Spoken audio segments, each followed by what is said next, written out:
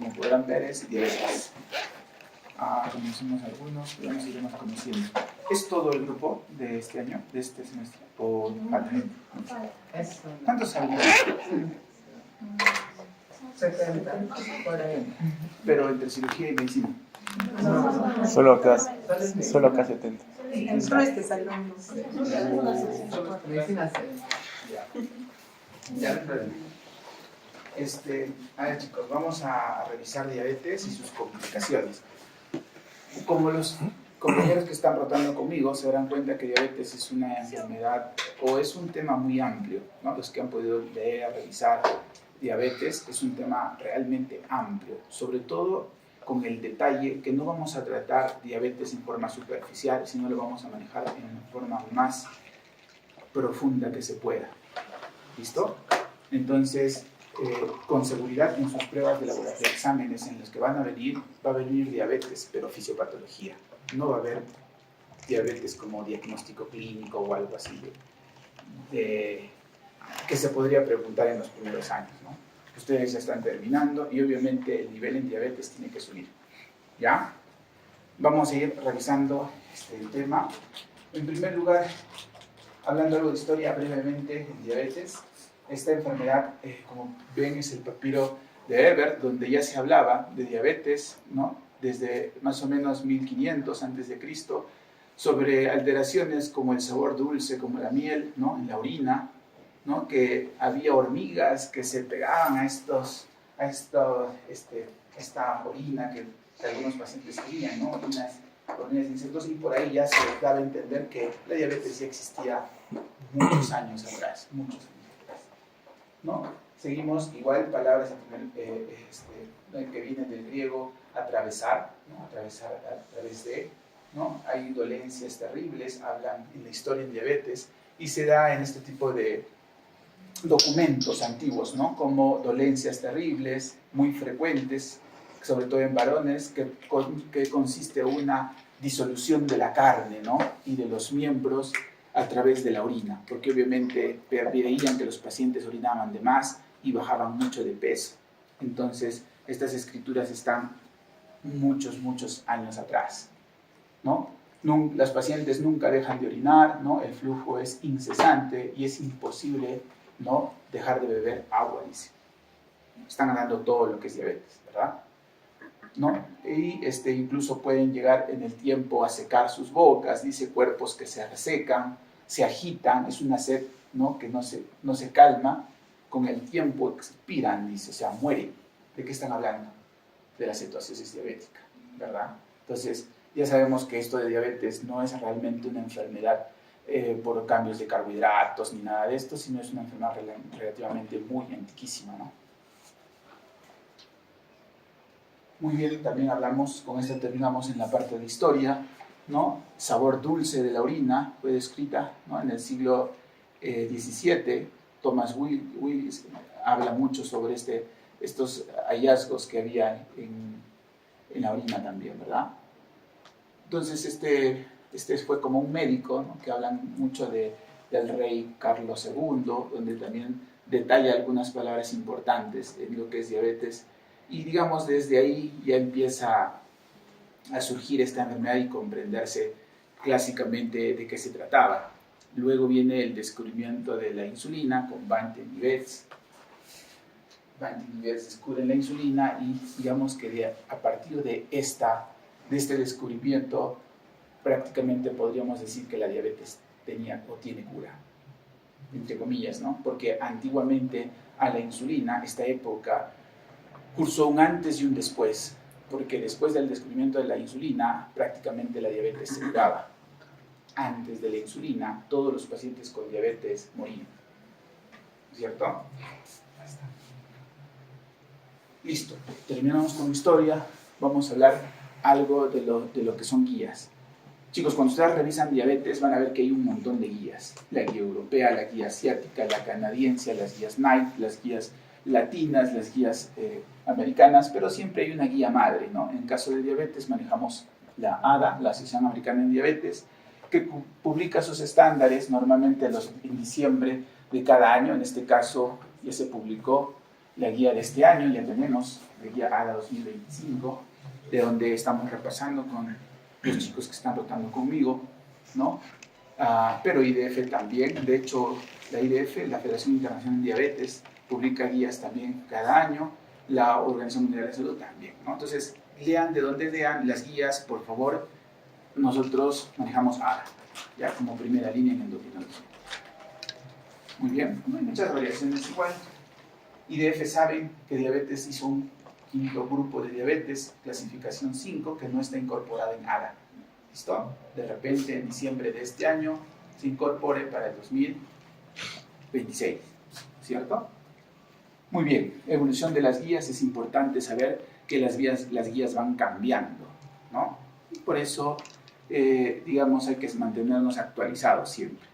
Desde el 79 hay criterios, 1980 la Organización Mundial adopta una clasificación, prácticamente la importancia e incorporación de la ADA en el 97, 99 también empieza la clasificación como tipos, tipo 1, tipo 2, la gestacional, la da la OMS, ¿no?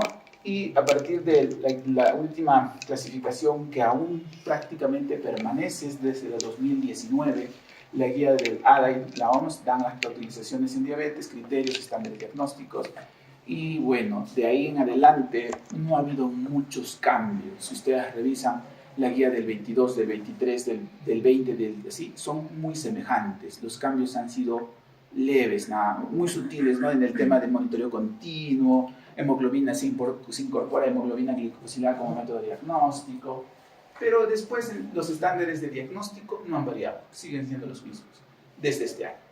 ¿Ya? Listo. Entonces, ¿por qué es importante estudiar diabetes o saber tanto de diabetes como tal? Porque en la especialidad que ustedes tengan o quieran tener, pues van a tener que saber diabetes.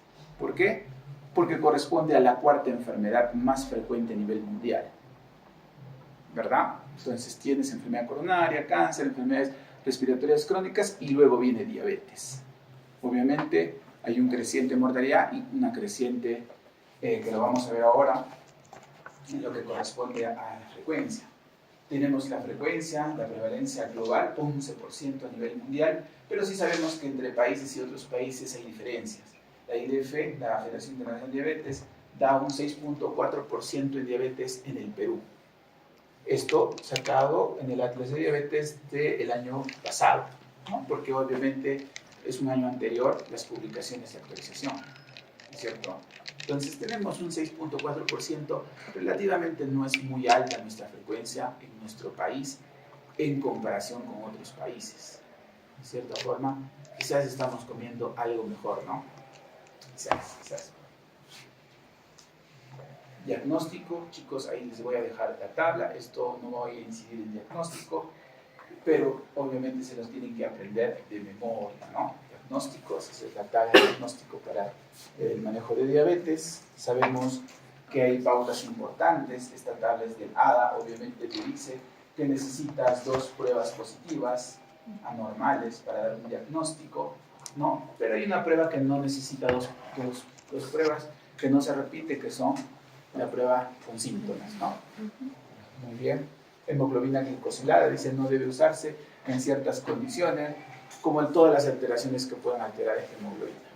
También en ADA te hablan sobre estándares específicos de calidad para este tipo de diagnósticos y basamos en base a hemoglobina glicosilada el diagnóstico. Y la prueba de tolerancia a la glucosa, pues si bien es cierto es la más sensible, específica, es la menos usada. ¿Por qué será la menos usada? Test de tolerancia a la glucosa. Porque es la más molestosa hacer, ¿no? Estar 2 horas en un laboratorio, sentado, sin moverte, qué flojera, dicen, ¿no? Entonces, por eso no la usamos tanto, ¿ya? Bueno, hablemos algo de clasificación, diabetes tipo 1, tipo 2. Vale, iremos hablando poco a poco de cada uno mejor. Otros tipos de diabetes, ¿listo? Y si nos queremos meter en lo que es clasificación de otros tipos de diabetes, hablaremos alteraciones como defectos genéticos de la función. Entonces, ¿cuántas clasificaciones de diabetes tenemos según ADA? 4, ¿listo? La 1, la 2, otros tipos de diabetes y la gestacional. Si hablamos de otros tipos de diabetes, es importante esta parte porque ahí entra todo un grupo de enfermedades que seguro por ahí las han escuchado, como los defectos genéticos en la función de célula beta, ¿no? Alteraciones en cromosomas que te pueden dar diabetes, el mismo ADN mitocondrial que también te puede alterar diabetes, ¿listo? Los defectos genéticos en la acción de la insulina, creo que la más conocida es la resistencia tipo A y el leprechaunismo, ¿ya? Como alteraciones en este tipo de otros tipos de diabetes. Tenemos alteraciones del páncreas exocrino, que corresponde a diferencia de un páncreas endocrino porque es un tema más estructural pancreático, ¿verdad? Entonces hablas más de pancreatitis, tumores pancreáticos, ¿no? Fibrosis quística, ¿no? Y endocrinopatías, pues existen enfermedades endocrinas que también te pueden producir diabetes, como la acromegalia, el síndrome de Cushing, ¿verdad? Glucagonoma, tienes el feocromocitoma, el hipertiroidismo, etc. Tienes tipos inducidos por fármacos, pues ahí tienes algunos fármacos que te pueden producir diabetes. Creo que los más conocidos son los corticoides, ¿verdad? Los glucocorticoides. Pero también hay algunos tratamientos que usan para el VIH, ¿no? Algunos antidiuréticos, ¿ya? Y también otros tipos por infección, también hay infecciones que pueden causar diabetes, ¿no? Hay alteraciones o síndromes genéticos que también están asociadas con diabetes, ¿listo? Como el Down, Klinefelter, Snyder-Turner, las porfirias. Y acá nos falta la diabetes MODY, ¿verdad? Diabetes MODY, que es una diabetes monogénica, que son específicas de cada gen. Hasta hace poco creo que habían como más de 10 tipos de MODY, creo que ahora hay más de 20, porque cada vez que se descubre un nuevo gen que está relacionado a diabetes, pues ya vamos subiendo el MODY, el número de MODYs que hay, ¿no? Y diabetes gestacional es todo un capítulo, también, que lo hemos visto, ¿ya? Muy bien, si hablamos de diabetes mellitus tipo 1, importante ver que es una destrucción, ¿no?, de células beta. Hay una interacción de los factores genéticos, o sea, si hay una poligénica, que es una poligenética que se va, y también hay desencadenantes ambientales, como que, por ejemplo, ¿qué desencadenante ambiental está relacionado con el diabetes tipo 1? Los virus, ¿ya? Los virus están muy relacionados a diabetes tipo 1, porque obviamente, como sabemos, la interacción de los virus con las células en general es a nivel nuclear, o sea, se apoderan de tu material genético, ¿no? Existen periodos largos, asintomáticos, existen autoanticuerpos, ¿no? Hay una infiltración de las células monoclonales en los islotes, existe una inflamación, lo que le llaman una insulitis, ¿no? Muy bien. Prevalencia, pues, según esta enfermedad en diabetes, que normalmente la asociamos con enfermedades autoinmunes, la asociación más común es con los anticuerpos microsomales, como el anti-TPO, ¿no? Como pueden ver, hasta el 40% en pacientes con diabetes tipo 1, ¿no? Anticuerpos anticélulas parietales, como la anemia perniciosa, y también los anticuerpos contra la transglutaminasa, que también está relacionado con la enfermedad celíaca. Entonces, esta diabetes tipo 1, como se dan cuenta, como todas las enfermedades autoinmunes, tienen asociación, ¿ya? Bueno, también con la 21-hidroxilasa, que es una enzima heterogénica, también está relacionada con enfermedades como la enfermedad de Addison, ¿no? Como enfermedad autoinmunitaria, decimos. Y LADA, que también es una enfermedad autoinmune. En este tema de la diabetes LADA estábamos revisando que el ADA no lo considera como tal, como una clasificación importante. Digamos que la diabetes latente de inicio en el adulto es una enfermedad que está todavía en estudio, porque no se sabe si es realmente una enfermedad aparte o es parte de diabetes tipo 1 nada más, ¿no? Que digamos que tiene un inicio tardío. Por eso que todavía está como que viéndose bien lo que es la diabetes LADA o 1.5. Muy bien, epidemiología, tenemos en Perú en casos, diabetes tipo 1, es una diabetes muy rara, 0.4 casos de cada 100.000, como dice. Pero esta diapositiva les puse para que vean las diferencias diferencia es que las diferencias de frecuencia de esta enfermedad. Si bien es cierto, en diabetes, en Perú, la diabetes tipo 1 es muy rara. De hecho, yo en el Hospital Goyeneche solo tengo, me parece que son 9 pacientes con diabetes tipo 1. Creo que el grupo con el que está conmigo no ha visto ni uno todavía, pero sí tengo 9 pacientes. Ya todo el resto tengo como se tendré más de 300 de tipo 2, pero son muy pocos en Perú. Sin embargo, en otros países como Finlandia los casos es muy frecuente diabetes tipo 1. ¿Ya? Igual, en el norte hay igual, ¿no? Esta diapositiva refiere a lo mismo, el aumento de las incidencias en unos lugares y en otros. Patogenia, ¿no? Destrucción selectiva de células beta. Habíamos hablado que existe una insulitis, ¿no? Que presenta un infiltrado. Obviamente, si hablamos de un infiltrado autoinmune, hablamos de linfocitos, en este caso los citotóxicos CD4 y CD8, también están alterados los B, ¿no? Y los macrófagos. Aparición de anticuerpos, obviamente, y desarrolla finalmente la apoptosis. En esta imagen hemos visto, en esta gráfica podemos ver a la célula beta que se agregan estos anticuerpos, estas alteraciones con estas interleucinas, la 4, la 12, la agregación que puede haber y la presencia de estos factores proinflamatorios, ¿no? Como el A1, el factor metasatural, y en la larga pues va a ir terminando en una destrucción, una apoptosis de esta célula. Como pueden ver, la parte de fisiopatología, inmunología de esta diabetes tipo 1 es muy larga. Encima de esto nos falta anticuerpos que están relacionados porque cada año se van descubriendo nuevos más, ¿no? Y en la parte de las imágenes, en las flechas amarillas, ustedes pueden ver toda la parte preinflamatoria de estos islotes que se presentan. Y estos eran los antiguos descritos, como el GAT65, el IAS, ¿no? Los descarboxilasa, incluso faltan ahí algunos, pero es importante ir viendo que este tipo de anticuerpos, cada uno tiene también un cromosoma de acción. Y los haplotipos, que es importante verlos. ¿Por qué es importante ver estos tipos de haplotipos para ver el riesgo alto y bajo?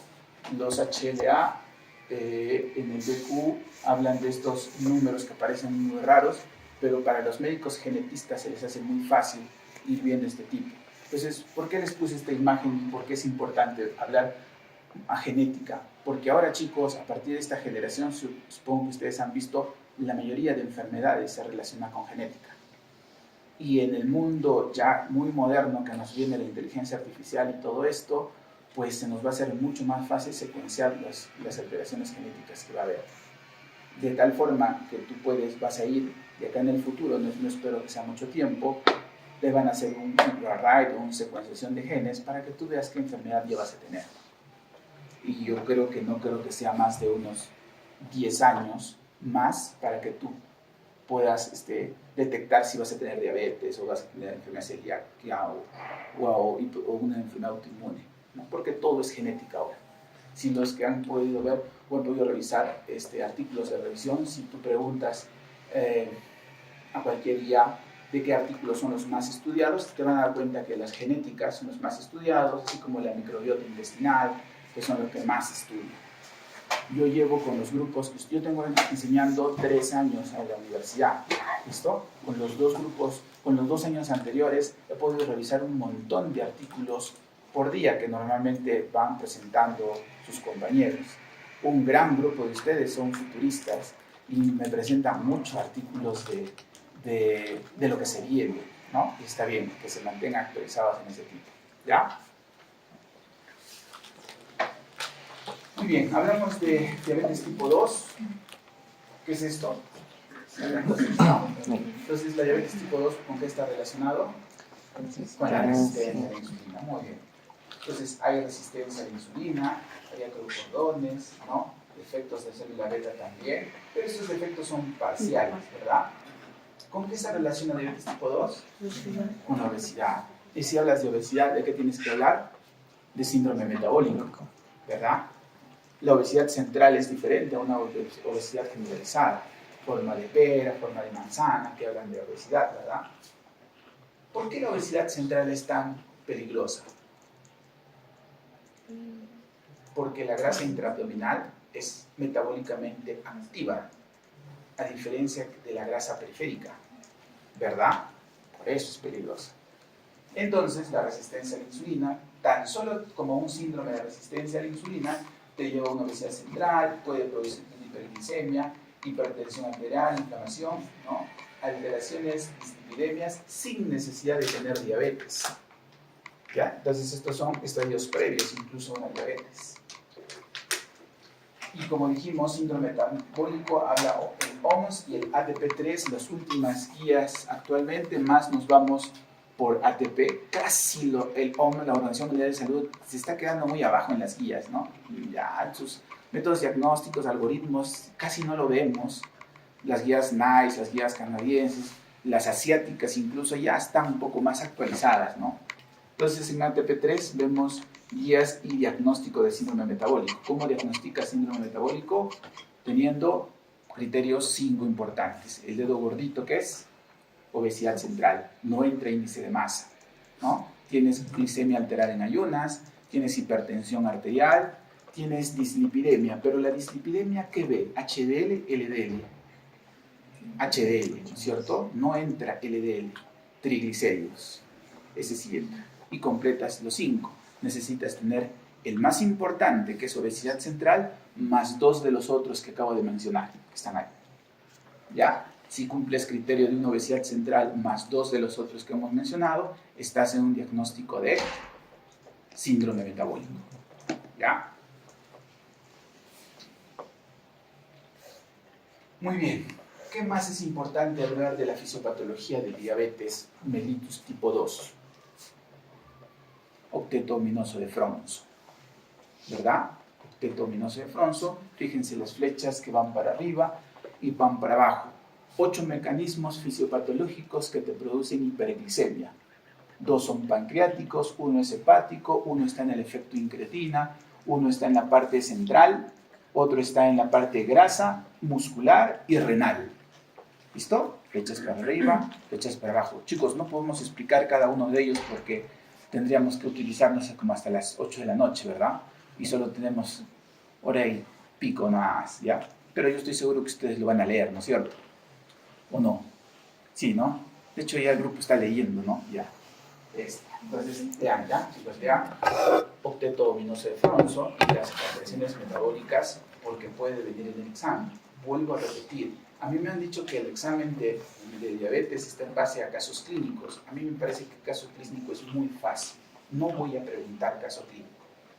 ¿Ya? Y voy a preguntar fisiopatología. ¿Ya?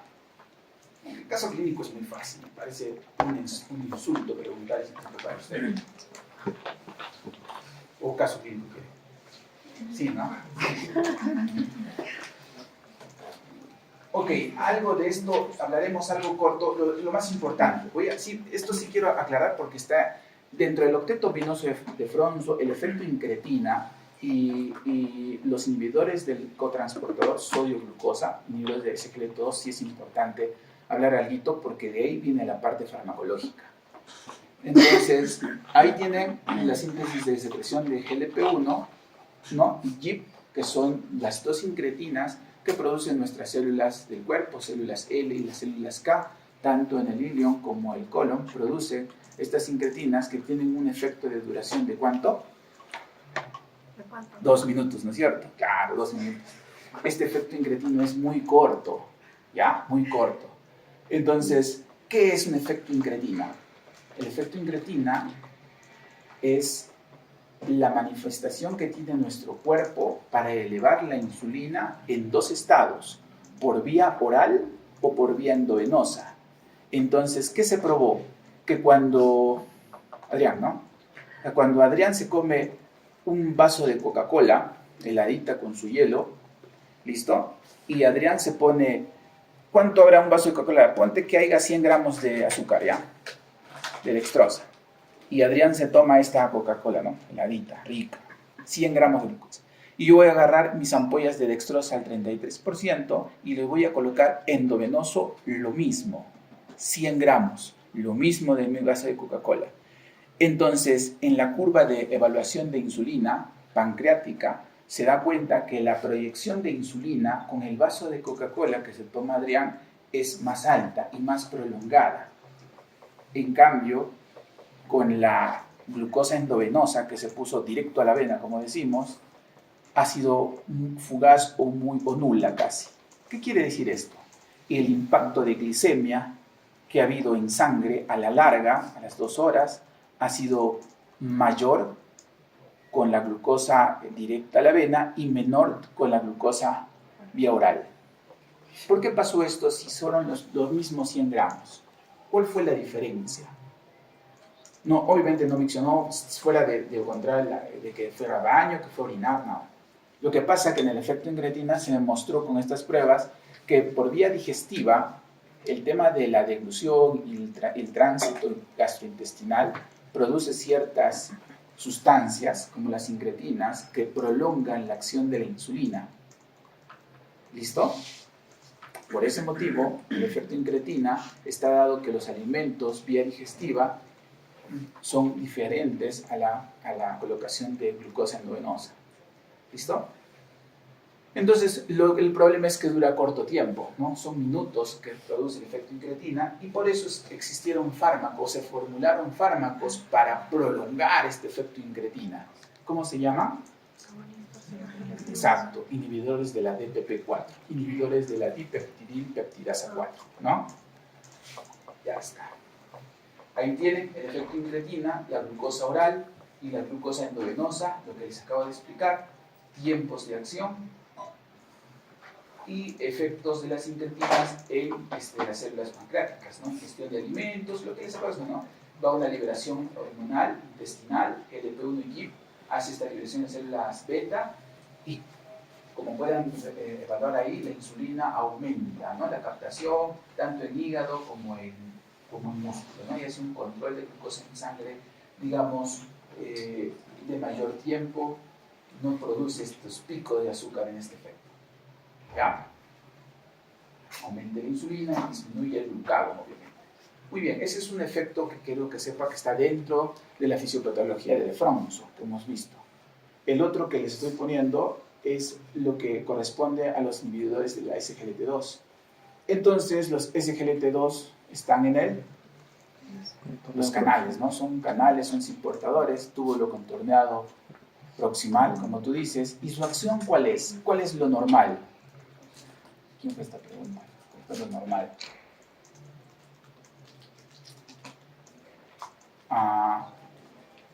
Bueno, ¿cuál es lo normal?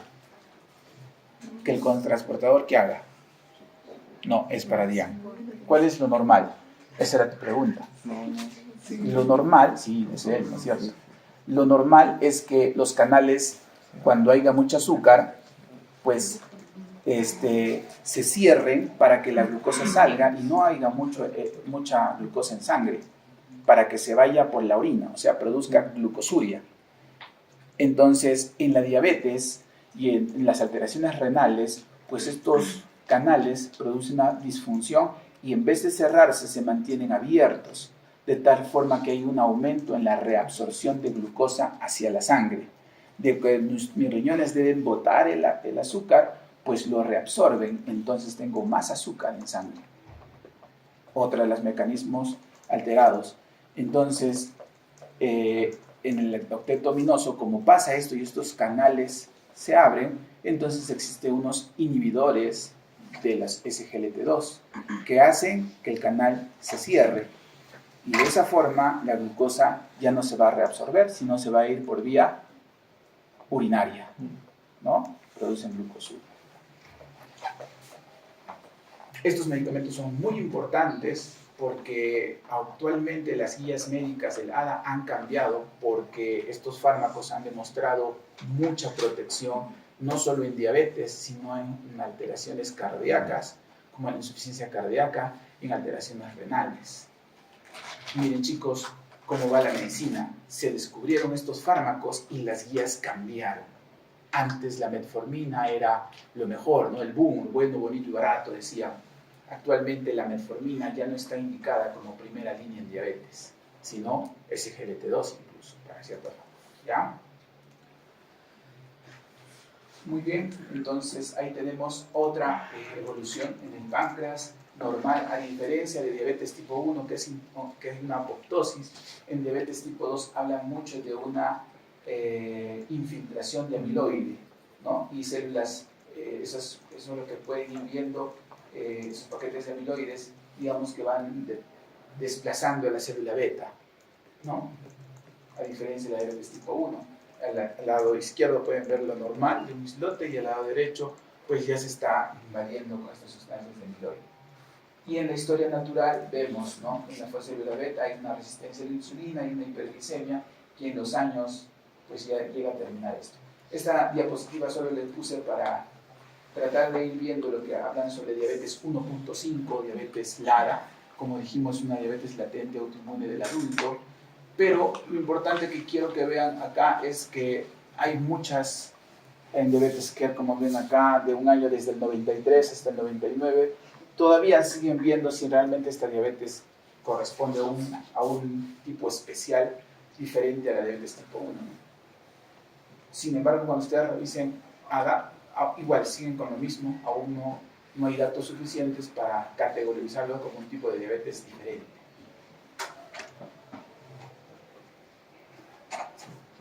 Muy bien, factores involucrados en la progresión de esta enfermedad: destrucción de células beta, predisposición genética a diabetes tipo 1, ¿no? La regeneración de células beta parciales puede haber. En sí, a ver, vamos a pasar este de acá. En LADA, como dicen, normalmente hablan de edades, no menos de 35 años, ¿no? Están relacionados con anticuerpos GAT también. Hay péptido C alterado.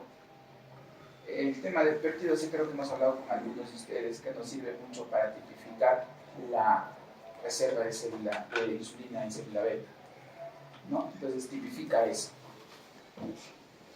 ¿Listo? Tenemos los anticuerpos, ahí se puede puesto la frecuencia. Hay muchos más, chicos. La ADA te pide 3 anticuerpos, pero lo que quise con esta diapositiva es que ustedes vean, según el estudio UKPDS, es un estudio en el Reino Unido que se hizo, el estudio más grande de diabetes, ¿ya? ¿Van a escuchar alguna vez UKPDS? Hablan mucho del GAT. Entonces, anti-GAT, los anticuerpos antidescarboxilasa 65, es el anticuerpo, digamos, más frecuente en este tipo de alteraciones para diabetes. Hay una tabla donde ven alteraciones genéticas que pueden ir viendo en la 1, en la 2, la MODI, como dije, las MODI van apareciendo cada vez más. Acá les he puesto diabetes como un tipo de conjunto que relaciona una y otra. En el medio, diabetes LADA, por eso le pusieron 1.5, porque no sabían si es una 2 o una 1 realmente, ¿no? Y las alteraciones que pueden ir alrededor, deficiencia absoluta de insulina en un lado, la resistencia en otro, es para que vayan fijando según el algoritmo que les estoy pasando, ¿ya? Complicaciones en diabetes. Listo, chicos, hasta ahí vamos. Diabetes tipo 1 y tipo 2, creo que ya está algo más claro. Diabetes gestacional, no sé por qué se me ha pasado la diapositiva, ¿ya? No encuentro la diapositiva, justo la estuve revisando antes de venir y no está la diabetes. Hay una fisiopatología de diabetes gestacional, se la voy a ir pasando con el último grupo, si no, para que ustedes lo vayan revisando antes del examen. Pero bueno, estas son diapositivas. Yo supongo que ustedes van a solo tomarlos como referencia, porque hay mucho más para estudiar. ¿De dónde? Harrison tiene buena literatura, supongo que leen Up to Date, que también pueden encontrar mucha información. Y ahora no necesitas mucho, ni siquiera Up to Date ni Harrison, ¿no? Se hace tan fácil como entrar a PubMed Buddy o Buddy que hablan y empiezan a pedir a tu IA para que te dé un resumen de los principales artículos de fisiopatología. Los que manejan inteligencia artificial, que supongo que deben ser casi todos, o deberían hacerlo todo, porque esto ya estamos con una medicina más adelantada, te recomiendo que utilices ChatGPT no para que te explique algo, porque eso no va a ser suficiente, te recomiendo que utilices ChatGPT para que hagas como un índice. Tú preguntas, ChatGPT, quiero que me des uno de los artículos de revisiones mayores vistos para la fisiopatología en diabetes tipo 1. ChatGPT te va a dar varios artículos que lo vas a buscar en PubMed. ¿Ya? Entonces, ChatGPT no sirve como profesor, pero sí te sirve como un índice. Igual en los artículos de revisión que presentes, puedes utilizar tus IAs para que te mande. Entonces, no vas a revisar ChatGPT, aunque también otras que te resumen, ¿no?, los artículos, pero son pagados. También válido los que pueden pagar sus artículos. Google One, por ejemplo, te da artículos en los cuales tú puedes hacer resúmenes, pasar del inglés al español, pero son plataformas que se pagan, ¿no? Pero son buenas, si es que puedes manejar eso también. Muy bien, entonces me faltaría diabetes gestacional como fisiopatología, pero sí va a entrar eso también.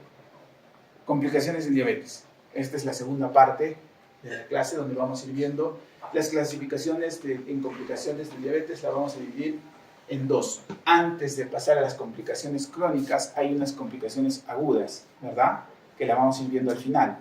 Después de las complicaciones agudas, que solamente son dos, la cetoacidosis y el estado hiperosmolar, y en algunos textos lo categorizan hipoglicemia en pacientes diabéticos como una complicación aguda. Eso también está aparte, pero es importante que sepan, ¿ya? Las complicaciones crónicas las clasificamos como macrovasculares y microvasculares. Ahí tienen macrovasculares, obviamente corresponden a vasos grandes, la cardiopatía diabética, el accidente cerebrovascular, la arteriopatía periférica, ¿verdad? Y las microvasculares, pues neuropatía a la cabeza, que es la complicación microvascular más frecuente, retinopatía, nefropatía. Para resumir, chicos, la clase y hacérselo más fácil, las complicaciones microvasculares rondan en la misma fisiopatología, porque todos comprenden un daño endotelial, ¿ya? Vamos a ver unas dos para que ustedes vayan viendo las alteraciones que pueden producir, y de acuerdo a esto ustedes ya van a tener básicamente lo mismo, se repite para todas. Entonces, los factores, dice, metabólicos implicados en la neuropatía por diabetes mellitus. Primero, la complicación de diabetes más frecuente, ¿cuál es? Neuropatía diabética. Obviamente esa no va a ser una pregunta de examen porque es muy fácil, ¿verdad? Entonces, ¿por qué se produce neuropatía diabética? Primero, cuando revisamos, existe una desmielinización. ¿Se acuerdan? En el sistema nervioso periférico tenemos vainas de mielina producidas por células de Schwann, ¿verdad? Y hay una conducción nerviosa. Ese es el primer año nos enseñaron eso, ¿verdad? Bueno, el azúcar empieza a destruir esas vainas de mielina. Produce dolor, picazón, prurito, calambres, hormigueo, parestesias, todas las complicaciones. Normalmente hablan de complicaciones en calcetín, de la rodilla para abajo o en las manos. Por eso son periféricas, ¿no? Tienen mucho que ver en la parte metabólica, como la acumulación de productos finales de la glicosilación avanzada, ¿no? O sea, hablan de radicales libres, hablan de acúmulos de sorbitol, hay otra vía, disrupción de las vías de las exosaminas, disrupción de las vías de la proteína quinasa, sobreexposición de poli, o le hablamos de ADN ribosómico, y el incremento del estrés oxidativo. La vía de los alcoholes, sorbitol o polioles, es, digamos, la más frecuente que pasa. Entonces ahí están los síntomas que ustedes pueden ir viendo. Chicos, aquí, si ustedes entran cada una de estas vías, por eso se los he puesto como para no alargar la clase, cada una de estas vías ustedes ponen que se los explique sus IAs y se los van a explicar de qué se trata. Cada una es una vía metabólica, pero no se los he puesto porque hasta yo me voy a aburrir, creo, ¿cierto? Pero sí tienen que saber que existen estas vías metabólicas, que es la explicación del por qué la diabetes te daña los órganos. ¿Ya? No es solo una vía, sino son varias. Con los grupos que estamos viendo, hemos hablado de algunas que te pueden alterar, o vamos a ir hablando también poco a poco, pero tienen que saber que existen todas estas vías alteradas. Muy bien, nefropatía diabética. La nefropatía diabética, pues sabemos que hay una alteración renal está producida por un aumento en la permeabilidad en los riñones. Básicamente, en la parte renal, el nefrón o nefrona, si haces un glomérulo, si haces un aparato yuxtaglomerular, si haces un podocitos, ¿no es cierto? Por ahí empiezan los problemas. Hay una glucotoxicidad de células glomerulares, como dice, una hipertensión. Esto produce una hipertensión intraglomerular, una activación de las vías metabólicas, las que hemos mencionado antes, ¿no? Las vías de glicosilación avanzada, ¿no? El estrés oxidativo, la vía de las quinasas y la vía del sorbitol o polioles, lo que le he mostrado en la diapositiva anterior, que ustedes lo van a revisar. Ya, aparte. Cambios hemodinámicos, obviamente. Hay una hiperfiltración, un aumento de la reabsorción de la glucosa, vasodilatación, vasoconstricción en la arteria aferente, obviamente, ¿no? Hay daño estructural progresivo, engrosamiento de la membrana basal, ¿no? Hay una expansión mesangial, esclerosis, glomerulosclerosis global en general. Los mediadores, etapas de hiperfiltración, es lo que inicia. Primero hay una microalbuminuria, luego habrá una macroalbuminuria, disminución de la tasa de filtración progresiva, ¿verdad? Y enfermedad renal crónica avanzada, terminamos en falla renal, diálisis y muerte, ¿no? ¿Por qué les he puesto esto? Porque la enfermedad renal diabética es, digamos, la primera causa de muerte en el paciente diabético tipo 2, crónico. No estamos hablando de agudos, porque si hablamos de agudos, obviamente situación o estado hiperosmolar viene a ser la primera causa de muerte. Pero ¿por qué se muere un paciente diabético? En los años, con glucosas mal controladas, pues si no se lo lleva a una cetoacidosis, un estado hiperosmolar, pues con seguridad se lo va a llevar a una falla renal, ¿no? Terminal, ¿verdad? Ya está. Yo no sé si preferiría, si será diabético, llegar mejor a una situación, si no es que acabe todo rápido, ¿verdad? A llevar un tema de falla renal, diálisis, cateterismos, fístulas, ir al hospital 3 veces a la semana para que me hagan la diálisis. Terrible, ¿no es cierto? Ya está. Retinopatía, chicos, lo mismo como les he dicho, hay una hiperglicemia crónica, formación de productos glucosinales avanzados. Por eso les he puesto ahí en el algoritmo para que se les haga algo más fácil. Hay un daño microvascular en retina, si se dan cuenta todos son daños endoteliales, ¿no? Hay un engrosamiento de las membranas basal, lo mismo, es que hay una isquemia retiniana, oclusión, hay áreas de hipoxia. ¿Cómo miramos retinopatía? Fondo de ojo, ¿no? ¿Han hecho fondo de ojo ustedes ya? ¿Oftalmología han hecho? ¿No han hecho? Oh. Pero es fácil. Van a entrar a una cabina oscurita, van a poner cortinas oscuras, le van a poner unos dilatadores de pupila a tu paciente y vas a tener una lupita donde vas a mirar nariz con nariz, dice, ¿no? Porque te tienes que acercar bien a tu paciente. Abres bien tus ojos y vas a ver la papila. Y ahí que vas a mirar las arterias portuosas, ¿no? Imágenes algodonosas y hemorragia. Por eso dice hemorragias vítreas, desprendimientos, edema macular en diabetes.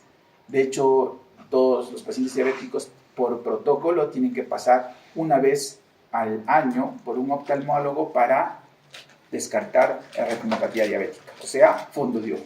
Entonces, lo primero que van a hacer, chicos, a su doctor, por si acaso no les toca, tienen que hacer todos de ley fondo de ojo. ¿Ya? En su práctica, acuérdense, fondo de ojo. ¿Ya? Y pie diabético, lo que nos encanta a todos. Pie diabético es un tema que siempre ustedes lo han querido escuchar, ¿no es cierto? ¿Cuál es la fisiopatología del pie diabético? Lo mismo del macro y microvascular, y en sí a la larga, si ustedes quieren saber cómo conceptualizas un pie diabético, como una alteración metabólica y funcional de un pie. Si ustedes saben, esas son preguntas que siempre hago, sobre todo en visitas, porque no saben dar una explicación de un pie diabético. Tu pie obviamente tiene un área anatómica normal, funcional. Si ustedes se dan cuenta, ustedes cada vez que caminan, no caminan con todo el pie, ¿verdad? Tienen áreas de apoyo, el calcáneo y la cabeza de los metatarsianos. ustedes caminan, nosotros caminamos en triangulito, ¿verdad? No caminamos con todo nuestro pie realmente, lo demás está como flotando. Obviamente los sortejos, los dedos sirven como de apoyo, pero cuando tú caminas, pisas con el calcáneo, con el talón del calcáneo y la cabecita de tus metatarsianos. Lo demás es simplemente soporte, nada más. Pero las fuertes de presión va por ahí. ¿Qué pasa en la diabetes? Como todo y todo un daño macro y microvascular, pues tu plantar se va relajando, tus arterias no van irrigando bien, entonces empieza a haber una pérdida de la estructura del pie normal. Y de lo que normalmente debes caminar, como les digo, pues empiezas a caminar mal y empiezas a formar úlceras. Y estas úlceras no se curan porque empiezan a entrar infecciones, porque la diabetes prolonga la infección, porque existe una neuropatía y no sientes dolor, y a veces sí y a veces no. Entonces el pie diabético es algo más complicado, pero con que entiendan la parte de las alteraciones fisiopatológicas en diabetes, en la complicación de las alteraciones endoteliales, estaríamos ya muy avanzados. Obviamente va a haber una hiperglicemia crónica, como dice, va a haber una neuropatía diabética, porque el pie puede ser por enfermedad arterial o por enfermedad neuropática o mixta a la vez, ¿no? Pueden ser las dos. Hay pies que duelen, diabéticos, y hay pies que no duelen, ¿no?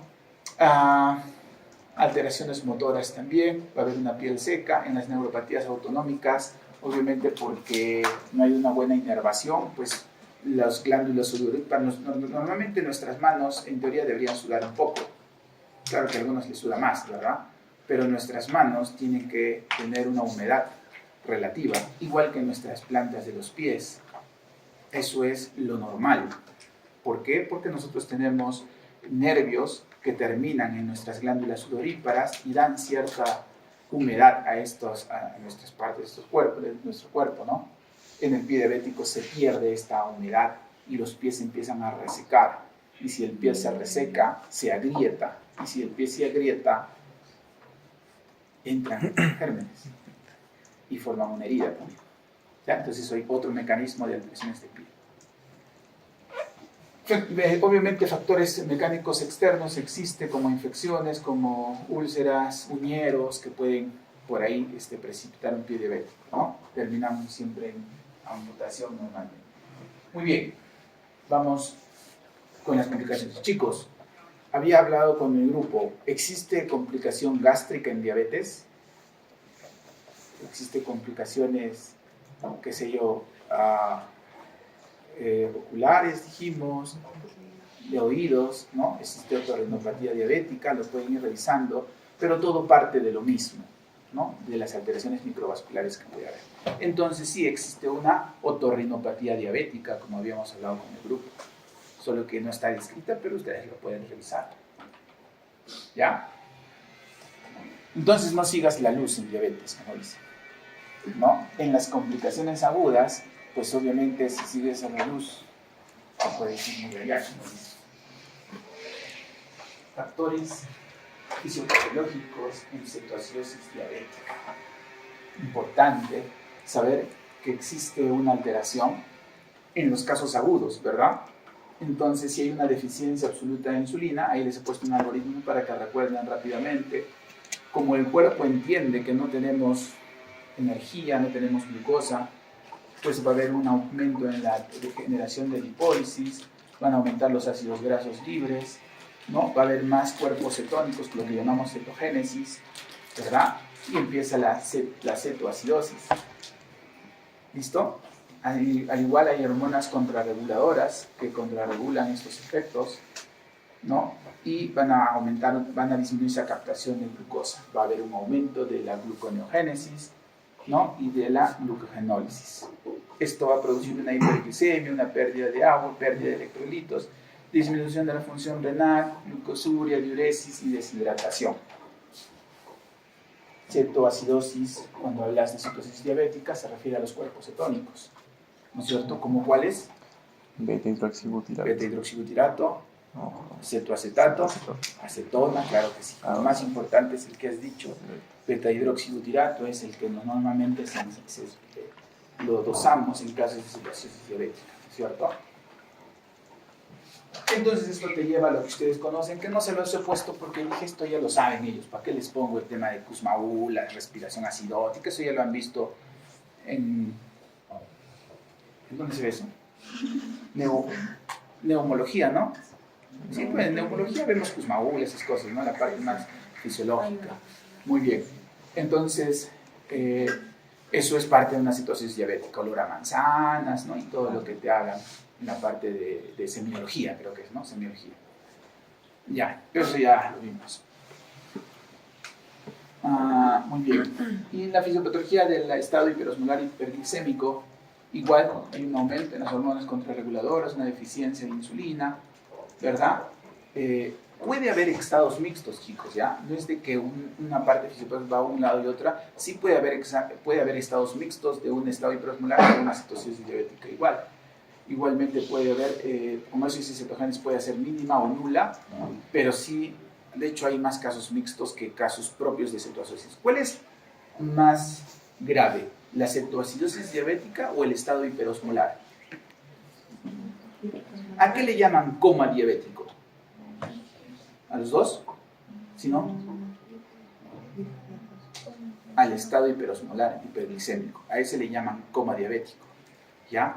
Y efectivamente este es lo más grave en diabetes, ¿no? Glucosa sube muy alto, el paciente entra en coma realmente. De hecho, los dos estados normalmente deben manejarse en UCI, ¿verdad? Disminuye la captación de glucosa, igual aumenta la gluconeogénesis y la glucogenólisis.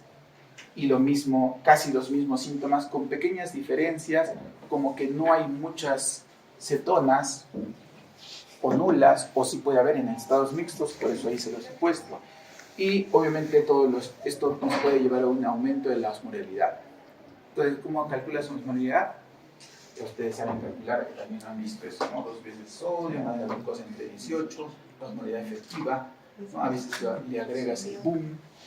Para los que no se acuerdan, acá abajito le doy un chiquito como para que plagies, ¿ya? Cuando ven el examen, ustedes van a tener estas diapositivas. Mentira, no, solo para que aprendan antes, ¿ya? Listo, entonces, criterios diagnósticos. Para una cetoacidosis, obviamente hay un estado leve, moderado, severo. Todas concuerdan con glicemias más de 250 y en el estado hiperosmolar más de 600. Tienes un pH, obviamente en el estado puede estar normal o no, pero en la cetoacidosis sí hay diferencia, ¿no? En el estado leve tienes menos de 3.5, de 7.3, en el moderado menos de 7.24 a 7 y menos de 7 en el severo. Bicarbonato, punto de corte 18, menos de 18 consideras acidosis, ¿verdad? Bicarbonato, acidosis metabólica, ¿no? Menos de 10 obviamente severo. Mides cuerpos cetónicos, puede ser cuantitativo o cualitativo, puedes pedir, como dice Adrián, beta hidroxibutirato como tal, si lo puedes pedir, y calculas la osmolaridad. Si tu osmolaridad es más de 320, pues ya estás frente a un estado hiperosmolar. ¿Listo? Anion gap, ¿qué era el anion gap? Claro, exacto. Es la diferencia de los aniones sobre los cationes, ¿no? Ahí también te he puesto por si te has olvidado. ¿Ya? Muy bien. Listo. ¿Qué más?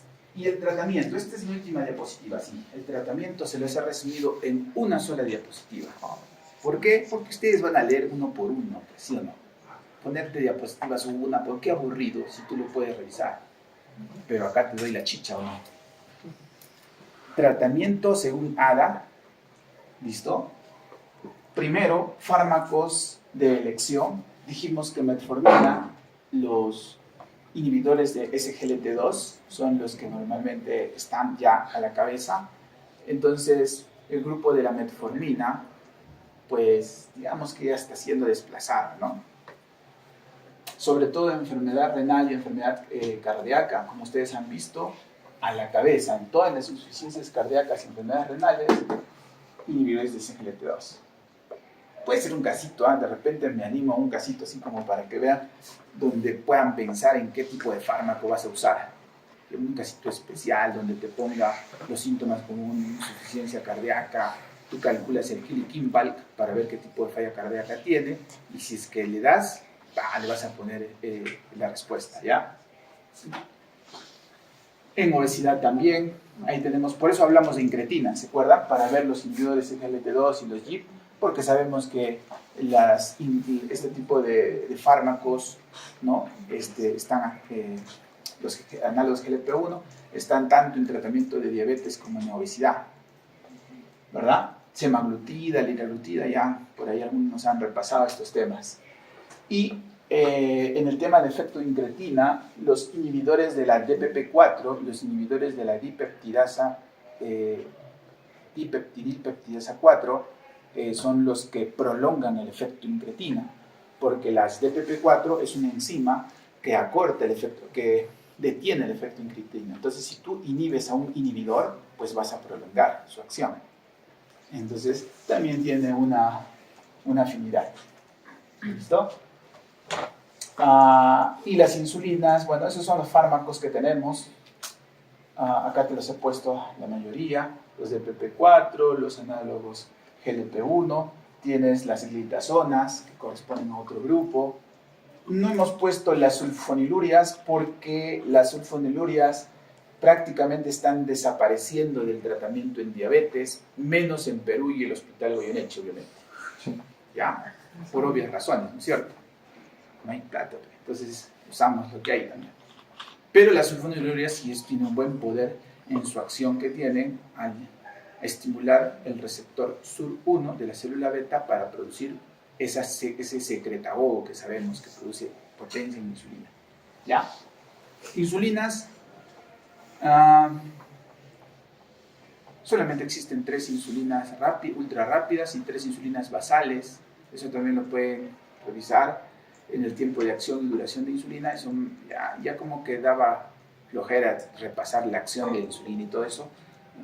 Igual es importante que sepan que existen algunas, pero en el tema de acción y el detalle en qué insulina usar o no, de repente es algo muy para ustedes que no les va a cobrar tanta importancia como tal, ¿no? Sobre todo los que no van a seguir endocrinología. De repente la doctora va a hacer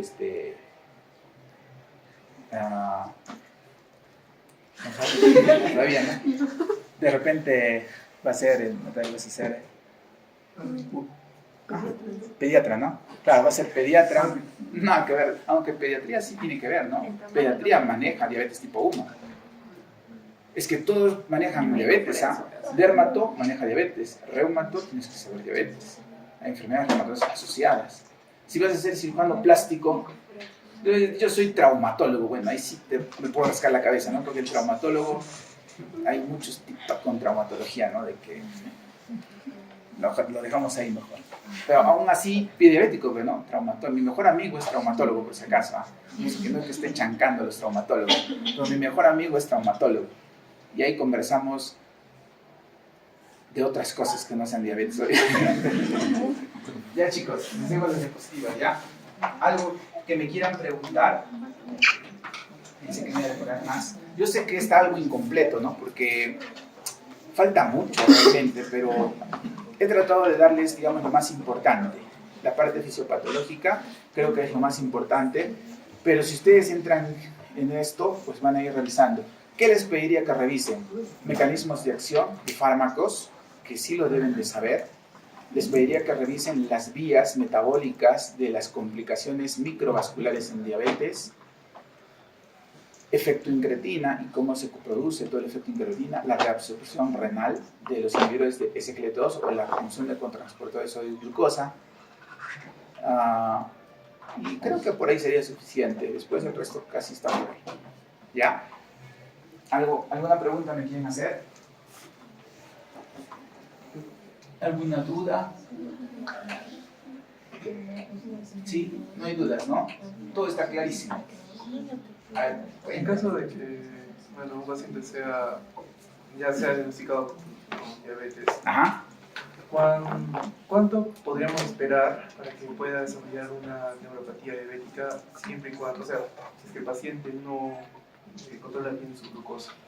Ya. ¿Cuánto tiempo? ¿Cuánto tiempo más o menos va? como todos dicen cuando alguien te hace una pregunta. Eso es una excelente pregunta. Para Todos mañana. dicen lo mismo, ¿no? Cuando alguien te pregunta, esa es una excelente, te felicito por la verdad. Normalmente, cuando nosotros pensamos que es una neuropatía diabética, y acá te da un dato muy importante, todos piensan que la neuropatía diabética solamente inicia con la diabetes, pero como has visto, existe un estado previo como la resistencia a la insulina, lo que llamamos prediabetes, ¿verdad? Pues te comento que en la guía del ALAT, la Asociación Latinoamericana de Diabetes, que de por cierto ahora en octubre va a ser el congreso en Cusco, menciona la guía que la neuropatía diabética inicia, o sea, las alteraciones metabólicas para dañar los nervios, no inician la diabetes, inicia desde la prediabetes. ¿Qué quiere decir con esto? Que no necesitas tener un paciente diabético para para que empiecen estos dolores. Si tienes algún paciente que diga, no sé, pero me ha estado acalambrando las piernas, me hormiguea la planta de los pies, he sentido molestias sobre todo en las noches, como dicen en calcetín, ¿no? En media o en calcetín, pero no tengo diabetes, pero sí me han dicho que tengo prediabetes, pues podría ser una neuropatía diabética o el inicio de una neuropatía diabética, porque estas neuropatías tienen evolución, inician como hormigueo, siento las hormigas, parestesias, ¿no? Que le llamamos, ¿no? Pequeños dolores, pequeños calambres, pero obviamente tiene una progresión que te puede llevar a una discapacidad, porque el dolor se puede tornar insoportable. Y yo tengo pacientes con neuropatía, bueno, que no lo hemos visto con ustedes, pero utilizan tramadol, necesitan hasta morfina para calmar el dolor, ¿ya? Porque ustedes saben que los pacientes te pueden aguantar cualquier cosa, menos el dolor, ¿cierto? Entonces, respondiendo a tu pregunta, pues los inicios de una neuropatía diabética no necesito esperar tiempo, pueden aparecer antes de una diabetes incluso, o sea, desde un estado de prediabetes. Y los estados de hiperosmolar o cirrosis diabética, los episodios que tiene, ¿estos va a dar igual a la progresión de su neuropatía o va a empeorarla? Va